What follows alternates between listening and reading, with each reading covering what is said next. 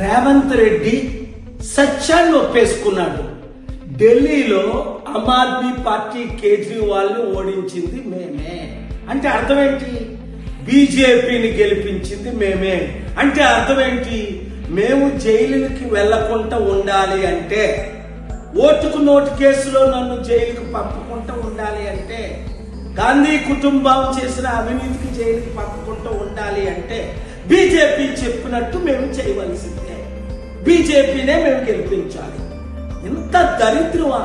ఒక national party అయి ఉండి 55 సంవత్సరాలు ఈ దేశాన్ని ఏరి మోదీకి, ఆర్ఎస్ఎస్ కి, బీజేపీ తొత్తులైన ఈ కాంగ్రెస్ పార్టీని తెలంగాణ రాబోయే సర్పంచుల ఎలక్షన్ లో, దేశంలో ఉన్న ప్రతి ఎలక్షన్ లో చిత్తుగా ఓడించి మన ప్రజాశాంతి పార్టీ మోదీని ఢీకొనగలదు, అన్ని పార్టీల్ని ఢీకొనగలదు. కనుక రండి, కదిలి రండి బీసీ, ఎస్సీ, ఎస్టీలారా, మోసపోకండి.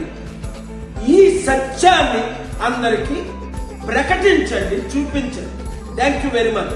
షేర్ చేయండి.